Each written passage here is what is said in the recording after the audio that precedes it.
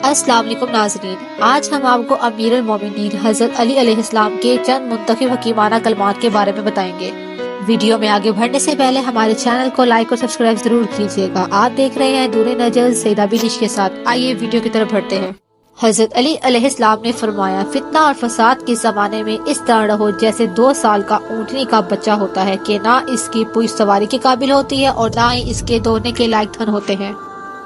حضرت علی علیہ السلام نے فرمایا، جس نے طمع کو شعار بنا لیا اس نے اپنے نفس کو رسوا کر دیا، اور جس نے اپنے پریشانی کا اظہار کر دیا وہ اپنی ذلت پر راضی ہو گیا، اور جس نے نفس پر زبان کو حاکم بنا دیا اس نے نفس کو سبکتر بنا دیا۔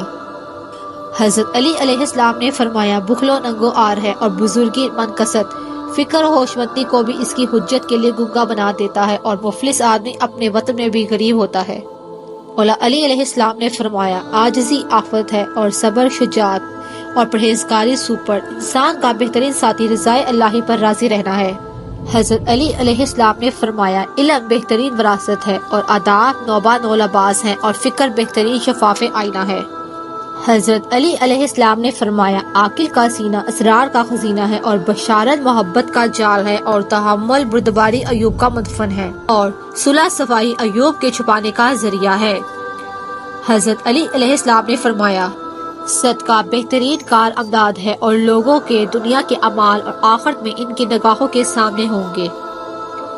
حضرت علی علیہ السلام نے فرمایا، انسان کی ساخت پر تعجب کرو کہ چربی کے ذریعے دیکھتا ہے اور گوشت سے بولتا ہے اور ہڈی سے سنتا ہے اور سوراخ سے سانس لیتا ہے۔ حضرت علی علیہ السلام نے فرمایا، جب دنیا کسی کی طرف متوجہ ہو جاتی ہے تو یہ دوسروں کے محاسن بھی اس کے حوالے کر دیتی ہے، اور جب اس سے منہ پھیرتی ہے تو اس کے محاسن بھی سلب کر لیتی ہے۔